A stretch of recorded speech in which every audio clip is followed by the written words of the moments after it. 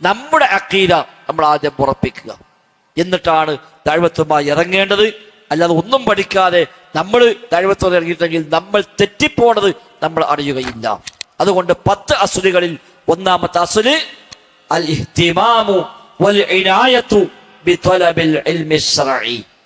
ശർഈയായ ഇൽമ പഠിക്കാനുള്ള അങ്ങേയറ്റത്തെ ശ്രദ്ധ, അതിൽ കൊടുക്കുന്ന അങ്ങേയറ്റത്തെ പ്രാധാന്യം, അതാണ് സലഫി ദഅവത്തിന്റെ ഒന്നാമത്തെ അസ്ൽ. കുറച്ചുകൂടെ ദീനിലേക്ക് ഇൽമിലേക്ക് നമ്മൾ ശ്രദ്ധിക്കണം.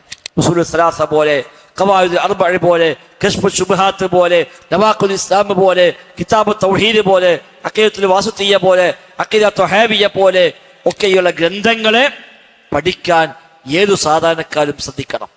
അതിന് ശരിയായ അഖീദയുണ്ട്. നമ്മളൊക്കെ നാടന്മാരാണ്, നമുക്കത് മനസ്സിലാവില്ല എന്നാൽ അതൊക്കെ പരിഭാഷകളുണ്ട്.